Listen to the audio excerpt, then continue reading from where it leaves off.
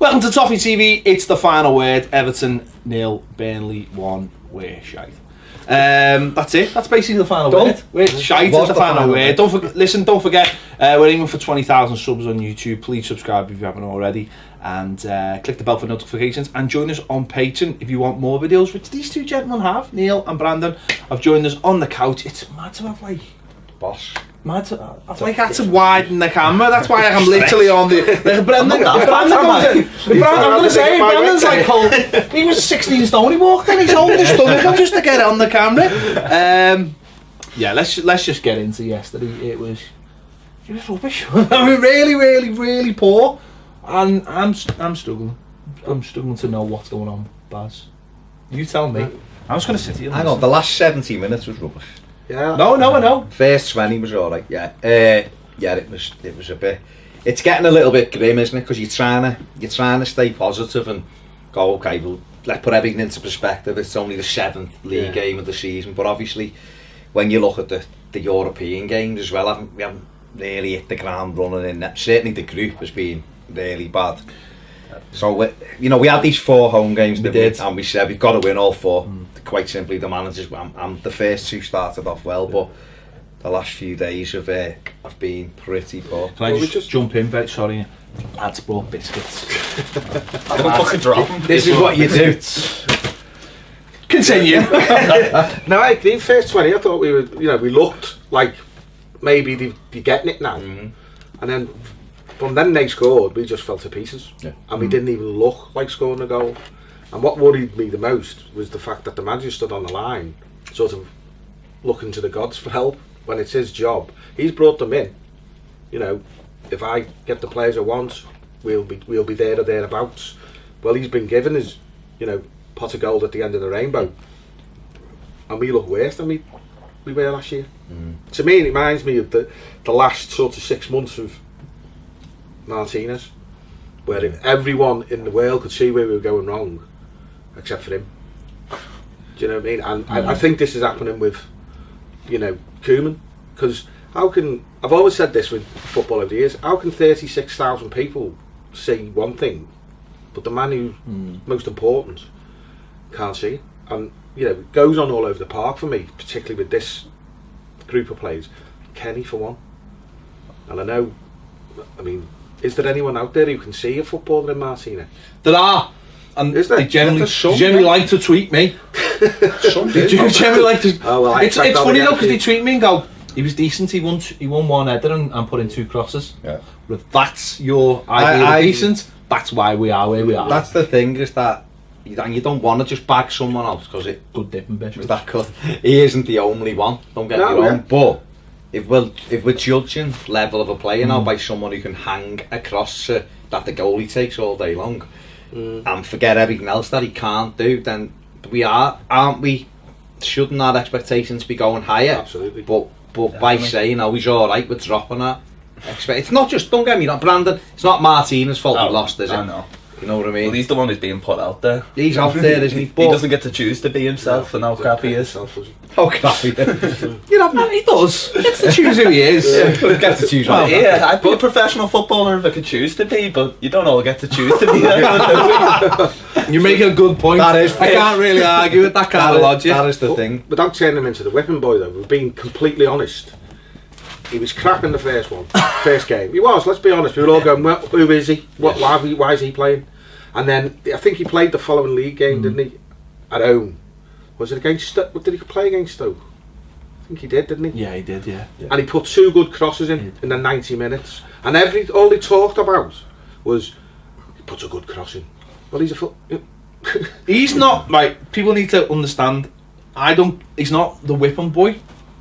What he is, for me, he is Koeman's man. Yeah. Right? And that's how almost I see it. It's like, Koeman's level of a player is there, and that's almost how I judge Martina. Not as almost as a footballer. It's he for me is almost like Koeman on the pitch, if that makes sense. Because he brought him in on a free. He's letting him play every week, and that to me is like. This was like the thing with Tim. It's like the Tim Howard thing with Martinez. If you can't see that problem, then we've got big problems. Because if you can't see that little problem, That's that. Do you know what I mean? But going back to his days at Southampton, where we've gone from, obviously he knows him from Southampton. So did he play him regularly at Southampton? I don't think he did. He played 23 games in 2 years. But because I know he played when is it Cedric? Cedric. He got injured, didn't he? Cedric. Yeah. He got injured and he scored that worldie Against Arsenal. Yeah. And then and maybe like a lot of players have done over the years, he's living on that one strike, which he'll never ever reproduce again in his life. I don't judge him as a whipping boy. I don't look at him and go, right, I'm choosing to not like you as a footballer, because I want to love all the Everton players, no question about it. And I always back him. I always think, like, just today he might have a good game today. But I can't help looking at him thinking, you are there, and Mason Holgate is better than you, and John Joe Kenny is much better than you. Yeah. So you shouldn't be in the team. The same way as I looked yesterday, just going off the team selection, and I was made up Michael Keane was back, but I looked at Ashley Williams and thought, I don't understand why I did understand why he played him, but he is not better than Mason Holgate at the moment. Ashley Williams is struggling.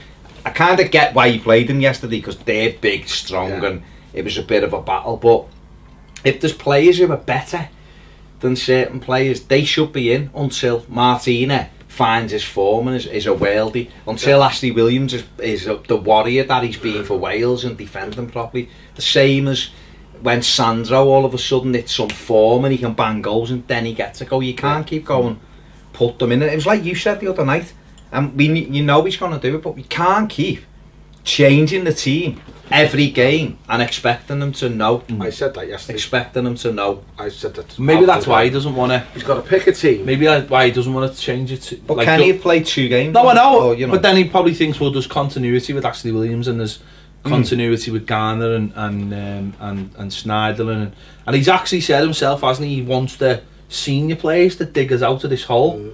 But the senior players are the ones who've got us in this hole, and the ones who are keeping us in this hole, and that's what I don't understand. I mean, he'll say he played John Joe Kenny 2 games. He'll say he played good. He'll say he played Vlasic at the weekend in the week and off the bench, and then played him.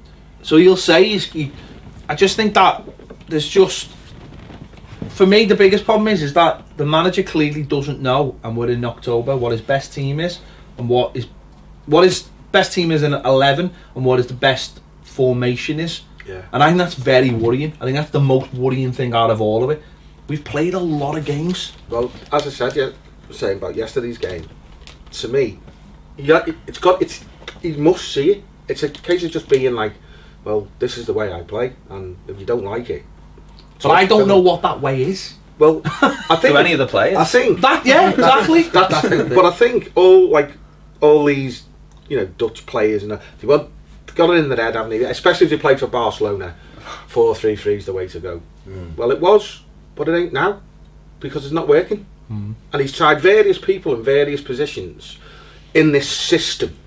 Do you know what I mean? Yeah. For me personally, I think when everyone would be fit, and he can't do it now, talking about Williams, I would play Holgate, Keane and Jagielka as a back 3. Do you know what I mean? Because that's where the 3 of them look most comfortable. Yeah. Holgate, when he played in a back 3 last season, was great.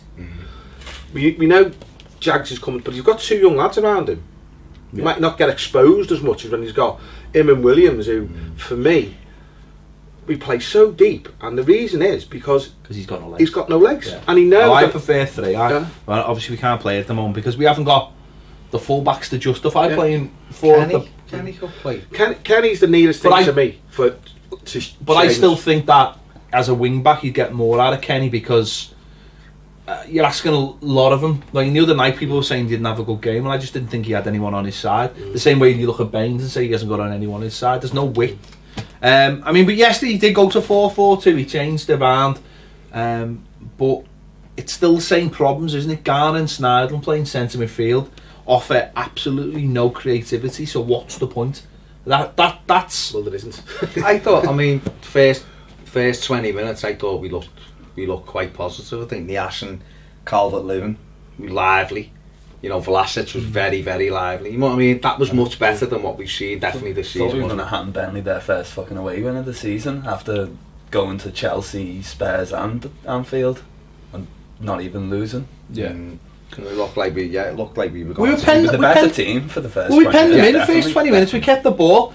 the Schneiderlin was dictating the He was way actually going forward. For the change, way wasn't we he? played. I think he played one forward pass, which was amazing.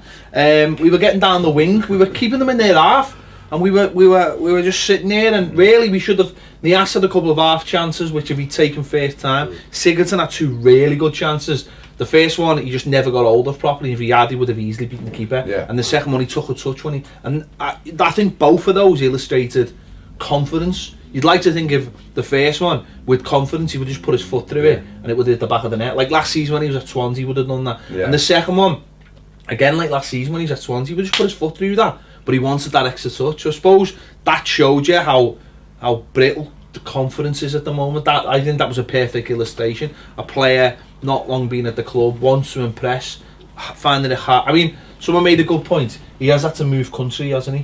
You know, he's had to move to a new country. It will take time to settle down. But I thought those 2 shots showed the lack of confidence that's just obviously in the team. This mysterious sort of lack of confidence that people are alluding to, is it lack of confidence in the system, lack of confidence in the players around them, lack of confidence in the manager?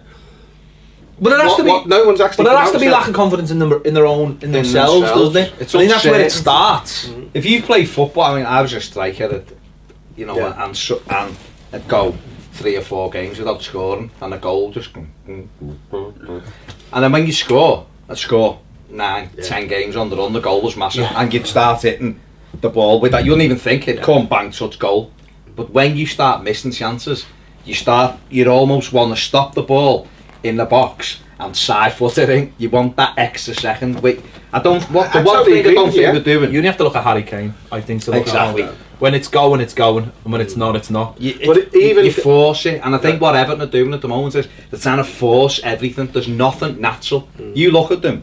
Wayne Rooney's our most natural player. Yeah. How many times has he fell over it and trying to get a shot away? He slipped or whatever because he wants the ball stopped because he wants to get in the rhythm of score and goal. The manager's doing him no favours, by the way. He scored a couple of Premier League goals and he's out on a wing, he's in there, he's on the left. Yesterday, centre back. What was that about? And back centre back in the 3. You know, and it's all of that stuff. Is that they be classing, everyone's on his back. The lads just come here. He's trying to play the one-touch stuff. That's one of my bugbears. That because if you know, you said you played the game at a decent level, and you know, you can see he's got the tools. Yeah. You can definitely see he's got the tools for me. He's just gonna playing in 3 fellas in the same role is not helping him. But you look at the couple of the goals, he's created the goal just by his movement. Yeah. Do you know what I mean? Yeah. And then because he's got this reputation of being a goal scorer, midfield player, he got this goal and that goal. Everyone, because he hasn't scored a goal, he's saying he's shit. Well, no, look at what he done. Look at his movement.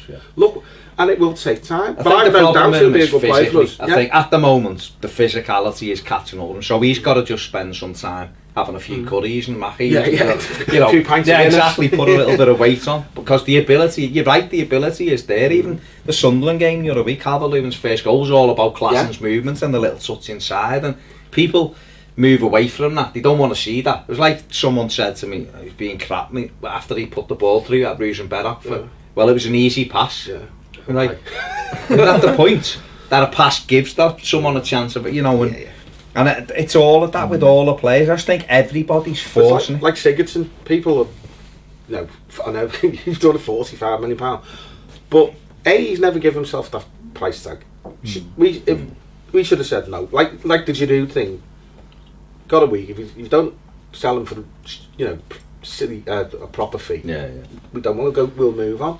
But he hasn't become a bad player overnight. No, because he was outstanding for us. Yeah, he was outstanding, wasn't he? For Swansea, and that's the reason why we were forced to pay 45 million. No, it's very good for Swansea. Very good. It's establishing what his position is and where he feels comfortable. And for me, I still think he's a number 10. I think he's a player who wants to play in number 10 at this stage in his career. And I'm not saying he shouldn't play out left, or it's just that you look at him. That's what I mean. It's like him, Klassen. I know it's the same argument. Or it's like square pegs round holes. You're accommodating one play for another player, but then the player you're accommodating isn't playing in his proper position, and it all feels like it's it doesn't feel, nothing feels settled, nothing feels like it's fluid, but then you think you're accommodating Schneiderlin and Garner when you shouldn't be accommodating them. You should only have one of them. You should only need one of them. You know what happened to old-fashioned midfielders who went up and down? Yeah. And that's why, you know, that's why we like Tom Davies, because Tom Davies seems to be like a bit of an old-fashioned player. What would be wrong if you look at us at the moment and look at that game yesterday? Would it have been any worse if the team had started with Davis and Sigurdsson playing centre midfield? No, it wouldn't have been, would it? No. It wouldn't. Surely it wouldn't have been. You'd have two players who wanted to go both ways. Davis is not hasn't got a problem putting his foot in, and That's first tackle. exactly. Sigurdsson doesn't. Sigurdsson's not the type of player who's not going to put it. He's not like a number 10 who's like fannies about. He's a number 10 who works hard. That's part of why the manager wanted him. And I imagine going, oh my God, Sigurdsson and Davis are playing centre midfield today. The change. But I would have accept Garner and Davis, Garner and Sigurdsson, or Schneidlin and Davis. I just don't think, and it's not just because it's just not working. It's not working, because we haven't got the width. No. We haven't got quick strikers to get us out of trouble. We don't move the ball quick. And we don't move the ball fast, so you've got to put someone who wants to look the other way. We've got two midfield players who play safe passes. Well, side to side. Side to side. And when you've got no width, crap football, isn't it? When you've got no width, side to side football is redundant, because where does it go? Yeah. It just comes back. Yeah. It just comes back. And the amount of times, for me, the frustration when they get the ball and they're on the attack and they just turn around and come back and give it right back from where it's come from. You know, and there's times when players will get on the ball and they'll take we'll take 3 passes to get somewhere that should only take one. Yeah. And the manager talks about being brave, and he talks about the players being scared to play. Well, for me, he's the biggest shithouse of the lot. I'm sorry, but he is. If he has to play 2 holding centre midfielders against a team from Cyprus, and no disrespect to them, a Burnley team that we have to try and beat, regardless of how good or bad they are, they're a team that we expect to beat and have to beat. If he feels he has to play 2 holding midfielders against them, then he's the biggest shit out. He's the one who's putting it out there to the players and to the fans that we need this security, which is the right word, to play against them. Then he's the one who's sending those messages out. It was the same with Martinez. He was the one who's putting the messages out that basically we were a gung-ho side, that other teams would come and go, well, these are not going to defend. It's how you start the game, it's how you set up, it's how you look on paper. And for me at the moment, you look at us and you go, well, there's no width and there's 2 defensive midfielders. What have we got to be scared of as an opponent? 6 at the back, isn't it? It is 6 at the back. 6 at the back. 7. I had this mad... Sandro, it's 8. I had this mad theory when he's bought Klaas and Rooney. Well, Rooney came and he's bought Sigurdsson as well. I think in his head he's thought, I'm going to be able to utilise these 3 by swap, not just positions in the game where 1 minute Rooney will be down the middle, next minute Sigurdsson, and the opposition will be going, Do we pick? Total football, right? Yeah, I mean, it's total I think that was his thinking in his head, and then it's not working, but it's still thinking that in his head. And it might, you know what? It might work in about January or February. You know, when they're on a rhythm and they're playing well. But at the moment, we're not, and that's what we're trying to say. We're trying to we almost need to discover how to win games. To build confidence and keep it going. But look at Burnley yesterday. They're basic, you know, no disrespect to them, they're doing well. They haven't spent money. Very well. They haven't spent a lot of money, so they're going to be basic, but they do. They knew once they got that goal, everyone knew their job. When we went behind, I don't think anyone knew their job in our team. I don't, that's how it, I mean, Brandon, what do you think? We were you sat there thinking, yeah, we'll win this game? From the experience of the first 15-20 minutes or so, I thought we might still get a chance back in. Well, but then after watching a couple of minutes yeah. after the goal, you just see them. No one wants to get forward again after that. The first 20 minutes, it felt like old Everton, proper good. It felt like last season. Some good tackling. We were just sitting in there half, and you were expecting it to come. And maybe that expectation is based on knowing that Lukaku would pop up with a goal. Maybe that's the difference, that we don't have that player who will score when the key moment of the game is when because that's what we did really well last season. We scored in games when we were on top. Yeah. And it took because you always know the opposition are always going to get a chance. But the sad thing is, Burnley created a chance out of, I know it was 23 passes. But they created it out of a couple of silly moments in their half. Players shitting out, Garner shitting out for a tackle. People not getting older, making right decisions. I think it actually started on our right hand side by a couple of players messing about on the ball. Like, you have it, no, I'll have it, you have it. And then they allowed them to get up the pitch, and the goal ultimately is fucking awful. It's awful. Well, have we conceded a good goal this season? Well, maybe the one in Split. Maybe the lads you never concede a good goal apart from goals like that. And maybe, but there's sometimes the goals you can't do things about. They just happen. Yeah, but even going back to the Split goal, and I said this last season when we lost in the semi-final. Well, sorry, Martinez's last season when we lost in the semi-final. We lost. They didn't close the ball. No one closed the ball down. No. And you've got top class players. They've got a chance to score. Yeah. And the amount of players that go and turn the back. Yeah. It's all that. I mean, seen it in Atalanta. What's his when the lad kills Martin, whatever he's called. Martin. Just call him Coco. He does. I'm not getting into trouble for that. He just turns his back all the time. You know what I mean? He doesn't all close the time. down. He doesn't stop the cross. But I think that's a big fault in Baines' game, though. Yeah, I can't remember it's always the last been time there. he has actually stopped a cross coming in, and it goes back to Everton. It must be down to the coaching right the way through, because I don't even remember a few years back we played Man United and we were getting beat 3-0 at half time. We come out, made it 3-3, and Nistelrooy scored in the last minute because they got a ball out wide and nobody went out to stop the cross coming in. And all the goals on the Martinez area, what would you have said if you'd playing against them? Throw balls in their box. Don't forget about fancy football. Get it up top as quick as you can, because they had no confidence in the keeper. And he'd just flap. It's different now because this kid hopefully will be the business. But you know, it's frustrating. I can't believe though after that first 20 minutes and then them scoring now, how clueless and inept we actually started to look. Like, you know, there was no idea of play, no patterns of play. You know, you watch some teams and you can actually physically see the patterns of play developing. You know, three man, third man running, triangles. You don't see any of that from us.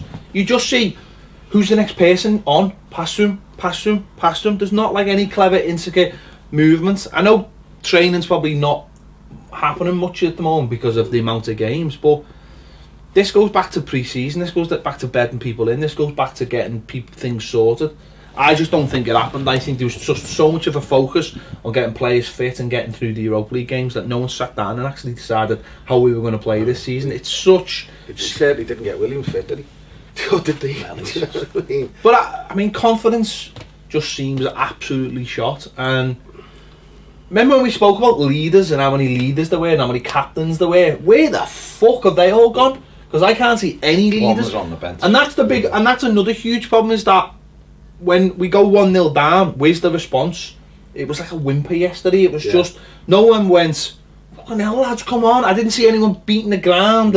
Or you know, when you see Bessage and you laugh at him because he's beating, you think, well, fucking hell. At least he cares, at least he's bothered. Where are these players on our pitch who actually look bothered? And that, I suppose that comes from the manager. You look at the manager, you just think, but yeah. What you know? But it goes right through I think personally it goes right through the club.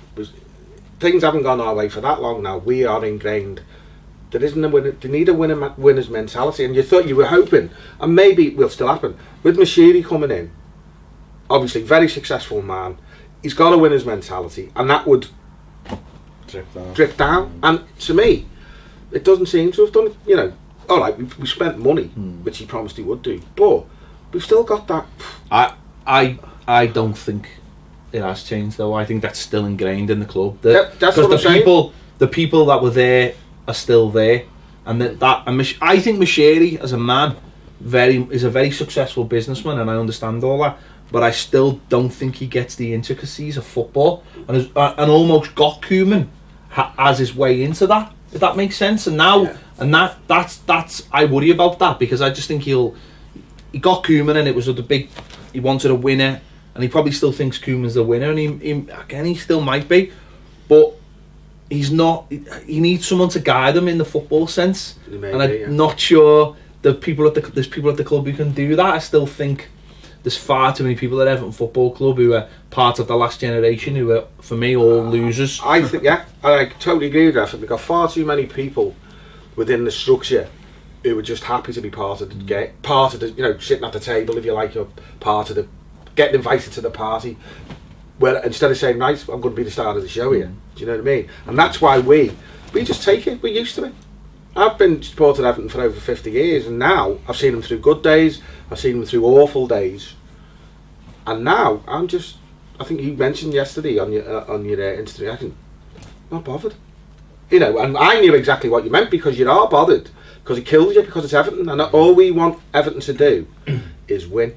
And, you know, people say I only care about Everton. I don't have no other favourite team. It's Everton.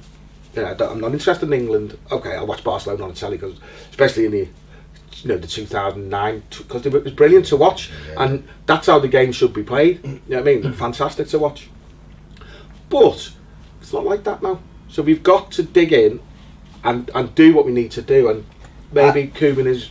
My thing is that I was glad yesterday he went with the two up front, because he tried it, and I thought we looked better. We looked a better side for it. But for two up front to work, everybody else has got to give them that option. We stopped trying to turn Burnley when we went behind, which we'd done in the opening 20 minutes, and your strikers are only as good as the service you provide them. We'd have had Lukaku yesterday, probably wouldn't have made no difference, because it wasn't as if Calvert-Lewin was missing one-on-ones or Nias was missing easy chances. We weren't creating enough. We garnered it about 4 shots from 50 yards over the bar when they weren't on. You know, they all had one shot, and you're thinking, just make better decisions, you know, the makeup of the team. But I don't know how. I don't know how he gets us through it. That's the problem. There was a lot of clamour yesterday on the social media. What about Morales? Well, for me, Morales would he wouldn't have made no classic case of a player getting better because he's not playing. See, for me, I might be just doing the same thing as what you just said. I think a player like Aaron Lennon, could he for one, at least he's got that honesty to his game that Morales doesn't necessarily have, and he's still got pace, and he's got honesty. And maybe I'm falling to that exact same trap. Maybe I am, because sometimes when these players come on, you go, oh fucking hell, yeah. Well, that's why he hasn't been playing. For me, Morales, people are saying he's a winger. I don't think he's a winger. I don't know what he is, to be honest, because he's certainly not an out-and-out striker. We don't need another number 10, because we've got about 50 of them. Do you know what I mean? And for me, when he plays, there's never any width anyway, because he always... if you watch him, he just comes inside, and there's times when he's been there and Baines has been attacking, and Baines has looked to come inside, but he couldn't, because Morales is in there. Instead of Morales going, right, I need to get this fella out the way for Bainesy to make headway, and he doesn't. He stands there, and he asks for stupid, ridiculous balls 5 yards away, and he ends up losing it. He wants to be the mate. He wants to be the one with the ball. With all due respect to him, but he's not that quality of player, is he? Let's be honest. No. He's not that quality of player that you can go. He's not a Rooney. I thought yesterday was, we went behind, got in at half time. I thought we'll come out and have a right good go at this. We didn't. We didn't get better in the second half. It was just more of the same. They just held us away. We were shooting from miles out. We were hanging balls up to a goalie who was about 6'10". It was just ridiculous. The crosses, Martina was just pathetic with the crosses. Even Baines got in a couple of times and just floated the ball over, and you're thinking, no one can't beat him. He's 8 foot, and with his arms up, he's got 11 foot. I know he's growing as the story goes on. But I just thought, as the game was petering out, I thought he might have threw Adam Lookman on in a wide area and gone, let's have a little run at them, let's try. I thought that was crazy that he didn't bring Lookman on. I think everybody who was watching the game had exactly them same thoughts. Why isn't he playing Lookman? Because he's a bit erratic, he'll do stupid things at times, but you just say to the kid, you've got what it takes, we think you have. I don't think he does think that though. I don't think he does think. Why did he buy him then? I don't think he did buy him. Yeah, and I think they bought him as a project that maybe hasn't gone the way they expected it to go, and the kid wants to play and he's not, and the manager's not getting what he wants out of him. And because it's not as if he's not even getting 10 minutes, is he? He had 10 minutes, or he give him half a game in the away game, or losing. I think what Lookman is almost like the opposite of Dominic Calvert-Lewin. Dominic Calvert will do everything the manager asks him to do, and will bend his game almost. I don't think Lookman will do that. I think Lookman certainly needs to do that. I'm not saying I'm on Lookman's side in this. He needs to be coached, because when he did play in the games against Split, I thought he looked crap. But I thought the home game, thought he was all right. I thought he was all right, but I didn't think he was anything special. And I think against a team like Spit, you should look special. But he's another one though. He probably needs to. He just needs games because he's an off the cuff player. Yeah, no, I think he does. I think if you get in for a game and then you're out the team for 4 or 5 games and then you get 10 minutes, it's hard to make an impression. I think he's the kind of kid as well who's in a hurry to get to where he wants to get. Do you know what I mean? And I think that's a bit of a not a problem, but I don't think he's willing to. Well, ultimately, if they wanted him to have games, they should have put him on loan. They didn't. They kept him at the club. Therefore, he should be given chance because otherwise you go. He's not playing for the under-23s. He's not playing for the first team. You know, he didn't go on loan. So ultimately, what's your plan for him? And that those things can worry me. And then the more I think about it, I think how much talent are we wasting? If obviously he's start thinking about Barkley, and then the fact that we sold Lukaku, and the fact that we sold John Stones, Gerard Deulofeu, and you think, fucking hell, hang on. Well, it's like your Dowles, and is he out on loan to come back to play for Everton? Well, I think he is. I think anyone who's out on loan is on loan to come back. I think anyone who would be gone by now. The likes of Dowell, I think, because I think he is quite close. And I think scored the winner. I think we've got we've got a cracker in there. Young Liam Walsh there. I think he's a great player, but he hasn't been playing for Birmingham. I don't think, and he's gone into a situation where they just sacked the manager and stuff. So, but when I've seen him play for us in the other times, I think he's been, does he keep the game ticking over? And he, for his stats, he's not a big lad, but he certainly put his foot in. He's not frightened, and he can play. He's a good player. Yeah, it's like, and I feel sorry for Tom Davies because I think he's taken it upon himself to try and be the force behind the team, and the more pressure on him. There's no pressure on him last year because he come in, played off the cuff, as like Lookman, off the cuff, and everything he did was we were raving about him because he was like when Rooney first came at 16. He just played like he played for the school. Yeah. And now he's putting him on the right. We all know he's not a right. Why is he putting him? Why is he putting him at right back? Because when he's got one, but we've got one. Yeah. I still think he just needs to be let to play. Just because he's played for half a season in the Premier League, I still think he needs just to be left to play. And he will make mistakes and he'll have bad games like he did. The only problem is now is that people are less forgiven because they go, oh, it's Tom Davies. Yeah. He's a Premier League player. People are still really less forgiven. It's weird how you just flick a switch and it's like, last year give him the benefit of the doubt. He's only 7-8 months older now. He is not going to change that much. Yeah, and people do forget he's 18 years of age. You know what I mean? This has felt like a therapy session. It really has. Got it all out there. I still feel just as bad because I haven't really helped. It hasn't helped at all. No. Bastards. Just making me remember. Yeah, there you have it. Let us know your thoughts in the comments. Big thanks to the lads. Yeah, cheers, boys. Put biscuits in, for God's sake. Put biscuits in. Brandon did. Yeah, Brandon did. Next time, alright. But biscuits for everyone, Brandon. Good man. Let us know your thoughts in the comments. If you want to get involved in the show as well, let us know. We're all happy to come in whenever you want. I mean, especially the patrons, because it's a nice. They're nice. They're biscuits. Yeah, they're paying the bills for us essentially. They're making it. Yeah, they're helping us get. Thought the biscuits were the entrance fee. Well, they are, and they're also helping us put so many videos on YouTube as well. People seem to forget that. Help, mean that we can be in here all day and lights and stuff. Yeah. There you go. There you go. Thanks for watching Toffee TV. We'll see you later. Oh, Brandon got the wave in.